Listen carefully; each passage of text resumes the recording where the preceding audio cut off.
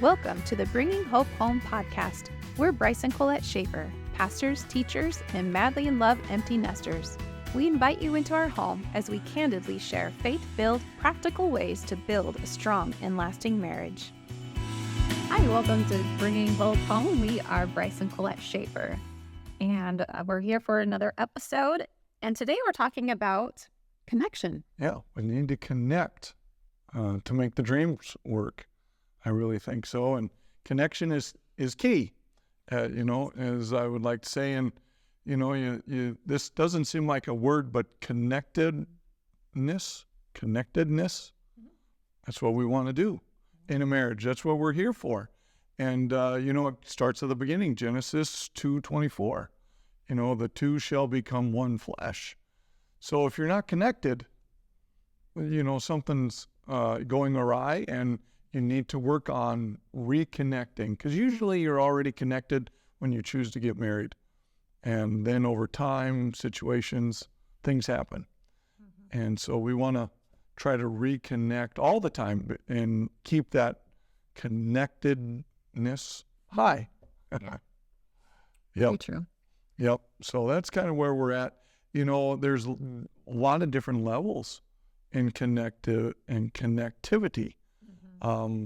And we do it all the time in our, in education. We do the spheres of influence with the kids. You have the close family circles. You have your teachers on the next one, your friends, and so forth and so on the way out of the rings of your life. And you can do that even with your spouse. Where are you in the rings of your life with your spouse? I think it's so important that we try to keep everything we do with our spouse in the middle center of our self, because self is very important.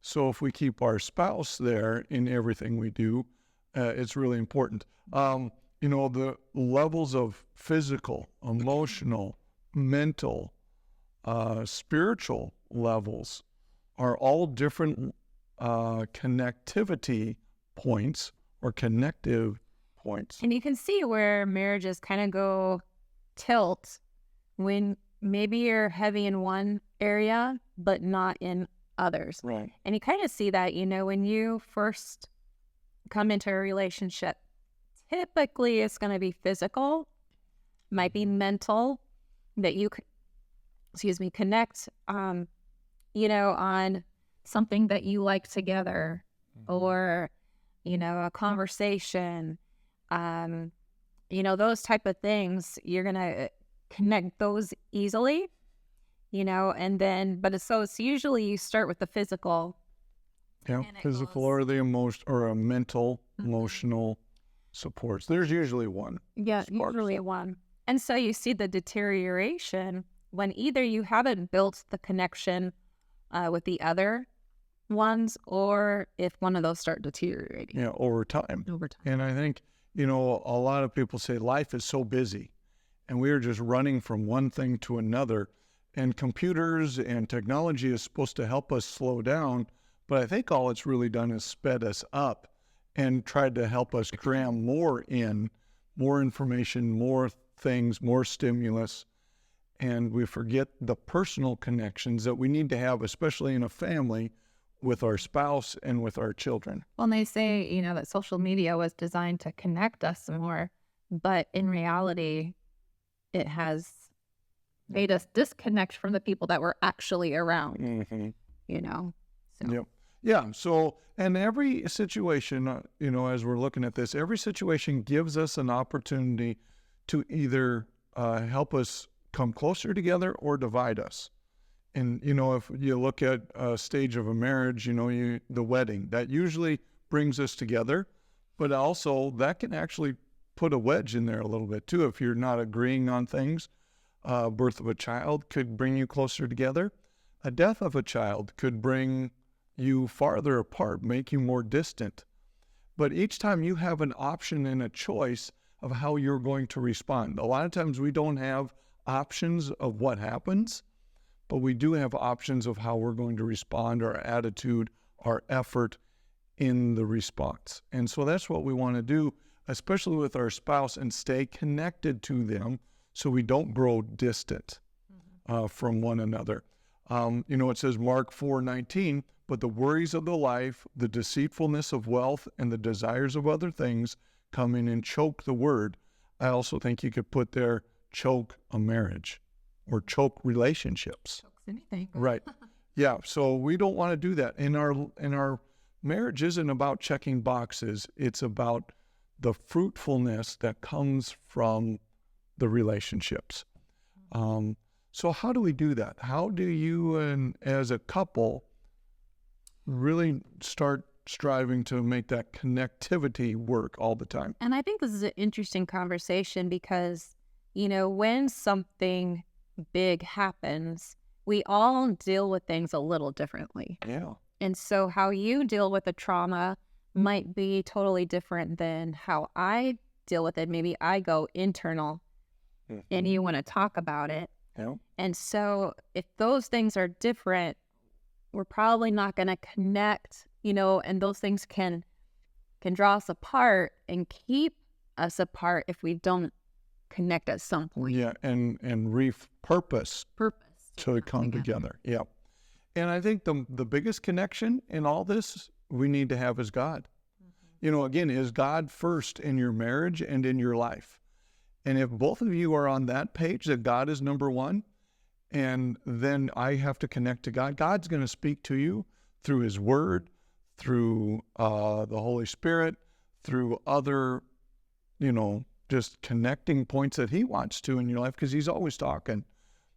But in that, he'll help you focus on your spouse as well and your family if you let him. It says, love your God with all your heart, with all your soul, with all your mind. That's a connective point, and it's our choice to do that, because we can love lots of things. And so if you love God, though, it says there's no sorrow attached. Everything's going to work better when we love God first, and he has that first place in our life. It's so important. And so do that for sure, and then start sharing your God foundation with your family. I think that's just key to everything that we do for that connectiveness. Well, again, like we said, you usually connect physically, right, as a couple. But to stay together for the long haul, you want to make sure that you are connecting spiritually. Okay, so you're connecting with God, each of you, and we talked about this before, that each of us have a relationship with God, that we're looking to him for the answers. We're looking to him for and putting our trust in him, and not looking to my spouse for the answers, right? So, but we're connecting, we're worshiping God together. We're praying together. We've said before, one of the most intimate things that you can do as a couple is pray. Yeah. Hopefully somebody said it before we said it. Yeah. Prayer is the most intimate thing that you can do as a couple, and it will solidify your marriage and bring you closer together. When you are seeking God together, Hebrews 11:6 says he's a rewarder for those who diligently seek him. I think that's 11:6. I think that is. So as a couple, when you diligently seek him together, there's going to be some rewards there. There's a reward. Your life just goes easier when you're both seeking God together. And that means, what does that look like? That means praying together. When something comes up, you're seeking God for the answers. It means going to church together. It means finding a small group or other fellow Christians that you can connect with as well. Yeah. All of those things, making sure that you are reading the Bible. Your Bible. And even if you read it at different times of the day, are you referencing at least a couple times a week what you read to your spouse? Yeah, that's another good point. Is it's a good idea to both be on the same reading plan. Our church has a reading plan that we go through. And so we'll do our own devotions. Yeah. But then a lot of times we'll talk about, oh yeah, I read this one, and I really got thinking about this verse. And so we can have a little discussion, not long. It's not like we're sitting there 30 seconds a minute at time, and sometimes 10 minutes. But it is another point of connecting. Oh, we're studying the same thing. God is speaking to us, and so that's another great idea to do. Right. And then we want to share just some simple ideas to connect with your spouse. And the first one, you're going to kind of laugh at me, but it's just to smile at them. Have you ever just smiled at your spouse? It's so good. And a lot of times when you have tense moments, even if you fake a smile, it makes the other one chuckle inside, or, or give that fake smile right back. Again, it's a connecting point. A smile and some eye connecting is a time to draw together. And so that's good. Smile at each other every day, as you go out the door or whatever. We all, say definitely kiss them on the cheek or whatever, but give them a smile. That's even easier from across the room. Also, share a laugh. I think that's sometimes hard. I'm a serious person, so I'm not always cracking jokes and seeing the funny side of things. You're not as serious, Alejandro. Right. No. But either way, it's one of these things that we got to realize that sharing a laugh together, laughter is the best medicine, Proverb says. And so we need to do that. Consistency in being together builds the trust and connectivity, just being together. So if you're always apart for job-related issues or life issues or, just trying to follow the kids and you need three of you to follow what they're doing, just being together, even on the same page, is really good. And then the other one before I, turn it over to you is silence. Enjoy silence together. And that goes back to all the technologies that we have. A lot of us don't know how to handle silence together. And it's okay, especially in those hard moments. On how you were brought up, right? Yeah. Some people interpret silence as there's something wrong. Yeah. Or giving the silent treatment or whatever. There's tension there if you're quiet. But, in our experience, being quiet means a comfortable, just, you don't have to fill the space with nonsense. You don't have to make small talk. No, there's time for small talk. There's time for all of that. But just that's the easy flow of a relationship where you can connect and, sometimes you're quiet, sometimes you're chatty. Yeah. Both are okay. And again, it's just being there. Just being next to each other is important. And if you're connected, you can you ebb and flow together then. The more that you're connected, you're not off on maybe you're chatty and I'm not, or vice versa. We usually find that the more connected we are, we kind of ebb and flow where we're okay to sit in silence or we're both chatty or, you kind of ebb and flow together. Right. And that reminds me of a sports team. When you get on the same page is what they call it, with a teammate, you can just read the situation and read what's going on around you and act accordingly. A lot of times you see it on a football game, or a quarterback throws a pass and then the receiver isn't anywhere near the ball. And the announcer will say, well, they weren't on the same page. They didn't see the same thing. And so usually you see then the camera cut to both of them and they're both kind of making eye contact and saying, go this way, or oh, I thought you were going to cut this way. And then you'll see them on the sideline talking. Now, the problem is a lot of times in those stressful moments, it gets heated. And really, as a couple, spouse will do the same thing, and we didn't connect for some reason, and we're frustrated with it. But that's where you should have a smile, have a laugh, know that we just didn't see it eye to eye. Let's talk about it real quick, and then we can move on for the next time when we see that happen in our lives. And just chalk it up to just silly old and just not on the same page. Don't get frustrated or bitter, because then the devil can again drive that wedge into, well, we're just missing, And when you feel that, take time out to talk to each other and say, I feel like we're just missing each other for whatever reason. Can we reconnect? And that's all right to even say those words, I think. So very important stuff. And then have empathy for one another, because if they didn't see it the way you did and you think, well, that's dumb, that's not helping the situation at all. So have some empathy with, everybody around you, for sure. And just keep talking, provide feedback.